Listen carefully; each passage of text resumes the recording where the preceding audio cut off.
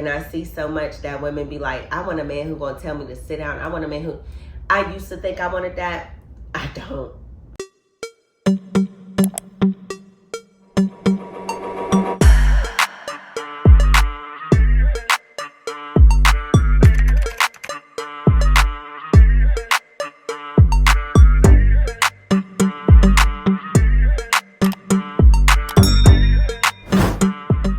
Hey LaLa Squad, what it do? It's your girl LaLa Milan, and I'm back with a whole nother video.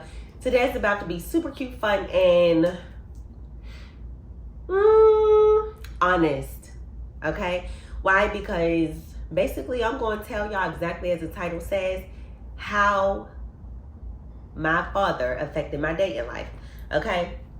Now work with me, y'all, because your girl's coming down off of a cold, so I'm a little bit congested. I might have to pause every now and again, but you know, I'm not gonna lie. I thought about this over and over of whether or not I should share this, you know, because as y'all know, for the most part, I really just keep everything on the entertainment side. But something that I've realized as time goes on by being on Snapchat so much, people enjoy knowing the real me. Like, of course, yes, I do comedy, entertainment, all that extra stuff, but I'm a real person. I have real experiences, and I'm starting to enjoy sharing them more with my platform now. Let's be very clear, I'm not going to be telling y'all every single thing all the time because I feel like some things there should be discretion about. But today I feel like sharing this because I just keep thinking about it so much, and I feel like God is telling me to tell this story, you know? So here we go. We got to go way back so I could give y'all context and history. And yeah, let's take it from there. So first things first, I was raised in a household with both of my parents. And it wasn't until I graduated high school that my dad had ended up moving out and my mom had ended up getting a separation, divorce, whatever the case may be. Okay, now with that being said, all that time, my dad was an addict, okay? My dad has been an addict since he was 16. You know, there's a such thing as a functioning addict, and that's very much so what he was. You know, he would work, he would bring my mom his check, he was a good dad, you know, and he's still very much so here and everything like that. So that's the back history. Now, fast forward to today, I decided to bring my dad to live with me here in LA. And when I brought him here, I basically brought him here to help him get clean. Okay. And my goal was to help him get on his feet, help him to, you know, basically start a new life. Because when I saw him in Pittsburgh, where I'm from, he wasn't looking the best. And it broke my heart to see him in that condition. And so today I'm able, you know, and in a place to be able to help him. So with that being said, I brought him out to LA, let him stay in the guest room, you know, and had every intention of helping him to get on his feet. Okay. But here is where everything, I'm not going to say everything went wrong, but here's where I had the realization of how he affected my dating life and the men that I was choosing. Okay. So first of all, prior to the relationship that I'm in now, every relationship that I had was pretty much garbage, right? It was, you know, men loving me with their words, but not with their actions, okay? And it would be a thing of like, I was always the breadwinner. I was always doing for them. You know, I always had more than them in a sense. And basically, you know, what they brought to the table was the bare minimum. And when I say the bare minimum, you know, they weren't really emotionally supportive. They weren't really providers. They weren't, you know, men, so to say, you know, stereotypically speaking of what a man should be. A provider. They may have been protectors, you know, so to speak, but it was always like, what can you do for me? Because I love you, right? Now, as far as my dad, I'm not even going to sit up here and act like, you know, oh, we don't have a bad relationship, y'all. Like, that's what really probably messed it up for me, right? my dad loves me deeply, and I love him too, right? And in that, because I know how much he loves me, I looked for the same kind of love in men. So I would accept the bare minimum from them. Like my dad, he was in the house, you know, and I would just simply lay up under him. I was a daddy's girl, you know. Our way of spending time would be us just, you know, doing little things as family, but it was all orchestrated, you know, by my mom. And my dad would be there, you know, but my dad had my back. Anytime something was wrong, you know, he would talk to me, he would listen, all those kind of things, you know. But as I got older, when I graduated from high school and went to college and stuff like that, obviously he was no longer with my mom, so he was no longer functioning. So now it turned into, you know, every time he called, it would be, you know, hey baby girl, it would be him calling with intention, you know, but it was simply because he was sick, you know. But me having the heart that I had and the love that I had for my dad, I would, you know, I would send him the money that he needed, not knowing that I was supporting his habit. And that, I didn't learn that probably until I was 17, 18, when my mom had to tell me the harsh reality of, you know, I sent him $60 and she said, you just buy him 3 crack rocks. I'll never forget when she said that to me, you know, because I was like, oh my gosh. You know, there would be times that he called and be like, yeah, you know, I'm hungry, you know, or yeah, I need a jacket. Or he would always come, he would never say though, how are you? You know, is there anything I can do for you? What do you need me to do? It was never about me. It was always about him.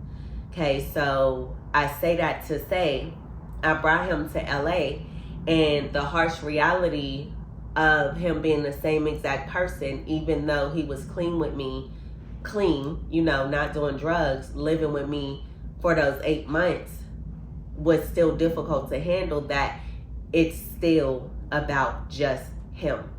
Okay, so when we were, you know, he would be at the house. My dad is an amazing chef. He is amazing. And it was no problem for him to go get interviews, get jobs, everything like that. The issue was he couldn't keep a job. So he couldn't keep a job.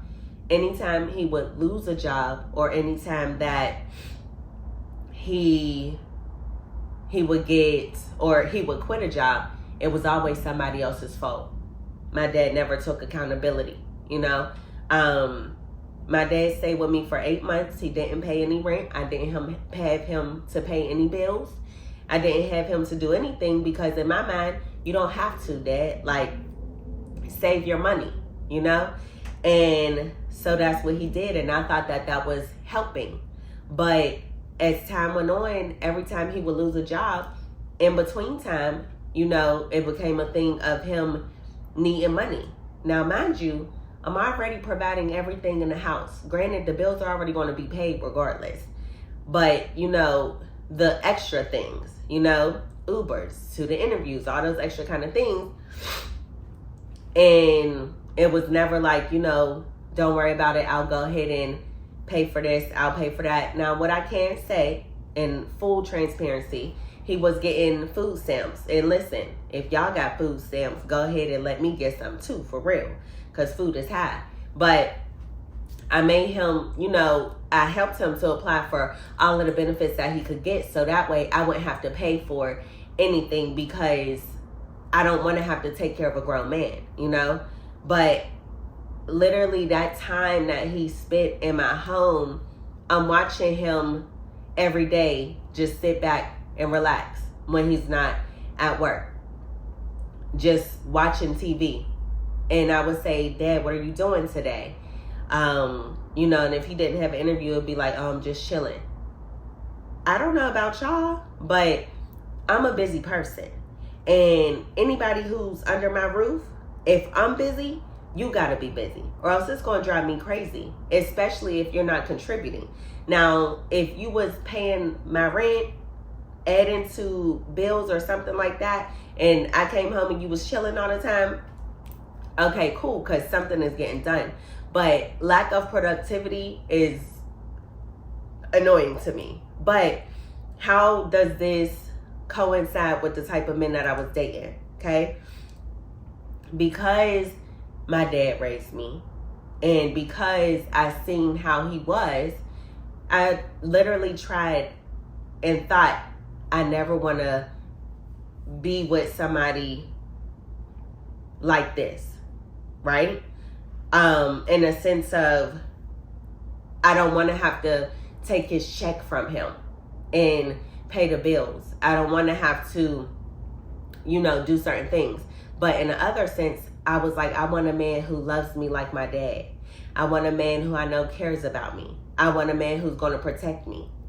And the thing about men is them being a protector when they have mental issues, because men be having, I'm not going to say mental issues, anger issues, all that extra stuff. It's attractive. At least it was for me.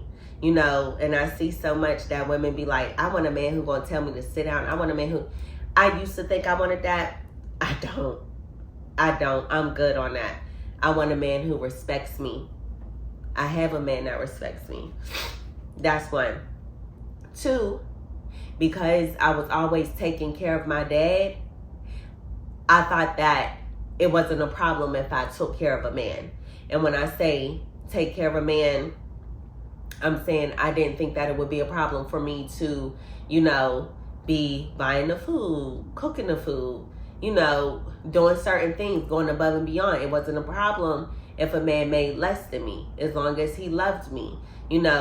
I didn't mind doing certain things. But after a while, as I got older and going through the same cycle over and over of dealing with men who didn't bring more than me to the table, and never had aspirations of doing so, or they looked to me to elevate, I was like, something ain't right here, and it's not working for me.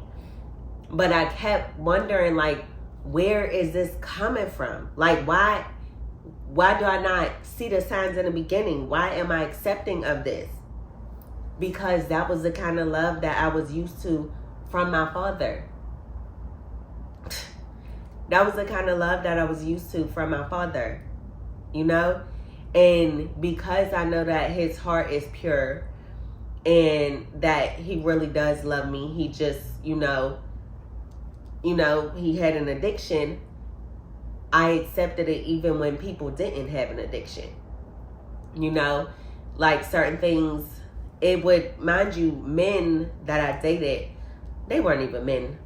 The niggas, the dudes who I dated, they literally would be on some bare minimum type stuff. Like, oh, I love you, I got your back, give backhanded compliments, have expectations of me, feel entitled.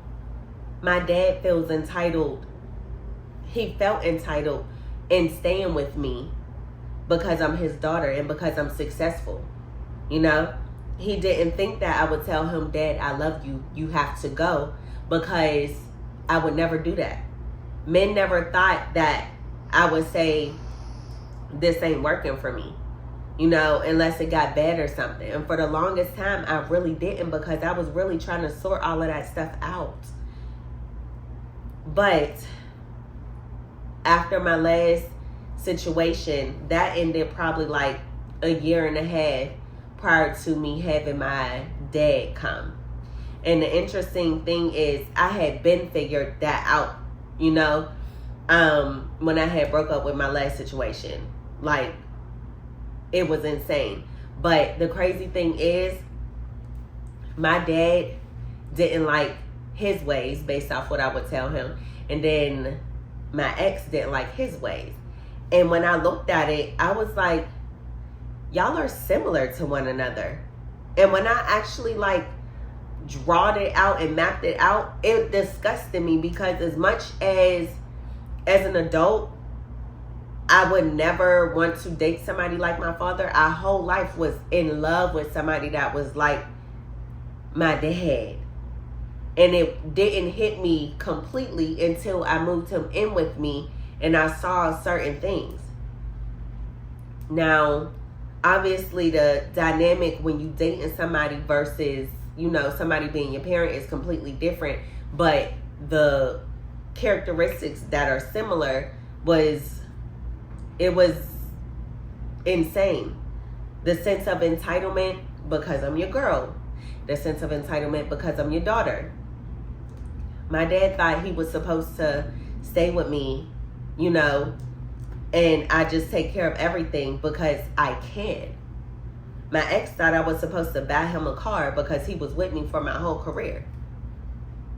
He thought it was my place to help him elevate himself. My dad thought it was my place to elevate him. He was like, you know, put word out for me that I'm a chef, do X, Y, Z. You know, I don't mind helping people who are helping themselves, but I also have to run everything that I have going on. I have to take care of what I'm doing already. I don't have time to take on passion projects for any grown man, you know? And when I told my dad that he had to go, I literally bought him a plane ticket and I sent him back home to Pittsburgh, you know, and I told him I loved him. I told him that me telling you that you have to go doesn't mean I love you any less. Like, I literally shower him with love to let him know, like, don't think I'm angry with you or anything like that. But in this situation, I honestly had to put myself first because I found myself being frustrated when coming home, not wanting to go home. So I had to do what I felt was best in this situation. The harsh reality of it all is that I don't think he'll ever get it together because he's 50 something. And I gave him an amazing opportunity. Not once did he tell me, thank you. I appreciate you for this opportunity. Thank you for trying with me. You know, thank you for giving me a shot to come out here, taking a chance on me. He never would do that unless I would invoke the thought of doing so. Now, what do you say, Dad? You know, Dad, you appreciate it? Yeah, I do. Stuff like that. When I would date, you know, when I was in relationships, it wasn't a thing of thank you either. It was more so like, okay, it would be like, oh, thank you. But then as soon as the excitement from one thing being done died down, it's like, what's next? What's next? Or it's not enough. It was never enough. When my dad or the men who I dated, it was always like, what else can you do for me? And for the longest, I would put up with that from my dad and from men that I dated. But I stopped. I'm 33 years old, and I didn't figure it out until I turned 31. Until I turned 31. But once I figured it out, it was done. I will never be in another situation again to the point where I feel like me as an individual is not enough. Everything else that comes with me is ancillary. And I sincerely mean that. But if you can't take me as myself without me doing anything extra, then it's pointless. And I had to literally train myself on that in that time of being single and learning myself, giving myself prep talks, looking in the mirror and telling myself, girl, do you know who you are? Minus the platform, minus all of that stuff, just me as the individual. I'm an amazing person. Okay? And I really had to learn that before getting back out there and dating. And I knew for a fact that I had learned so much about myself that it wouldn't happen again, because when it came time to date, I would recognize flags so fast and immediately before situations could even go past a certain point. I would be like, oh nah, I am good. It's dead. It's done. Because one hard truth that people often forget, the red flags be there from the jump. I don't care how good somebody act. Little things stick out. It's your job to pay attention to them. And don't forgive no stuff that's blatantly obvious. Don't do that. Because if things be happening so early on, they're only going to amplify later on. And that's the truth of it all. So, I feel so much better now that I've got that off my chest. And I hope that this resonates with somebody, anybody, to the point where you can understand why the men that you're choosing aren't what you think you deserve. And don't be afraid to step back and take a break, because quite frankly, you don't need a man. Love is cute, love is nice, but if it ain't right, it's garbage. You know, I say all that to say I love my dad dearly, but he can't live with me. You know, I have love for, you know, the people that I dealt with, but they will never have the privilege of having me in their lives because they don't have to be. And quite frankly, I don't even blame them for how they treated me, because I allowed it. But you'll never get the opportunity to play with me like that again. And my dad won't get the opportunity to feel like he's entitled with me again, because I had to set those hard boundaries into place. It's difficult sometimes to put boundaries in place with parents, with loved ones. I gotta protect me, because at the end of the day, if I go down, who gonna take care of me? You know? Anyways, let me know y'all thoughts. I feel so relieved, honestly. Like, I feel so good having had told this, you know? And I'll keep y'all posted on everything. As far as my current dating situation, you know? I'm in such an amazing place, and it feels so good. To be loved properly is everything, you know? And last thing I want to say, people gonna always get mad whenever you don't do what they want. You could do a million things, and the one time you don't do something, they're gonna talk about you like a dog, you know? Even your own father. But you still love them. You just keep them at a distance. Okay? Anyways, it's your girl, LaLa Milan. Until next time, go ahead and subscribe, like, comment, turn on the notification bell, all that extra stuff. Okay? Until next time, I love y'all for real. Bye.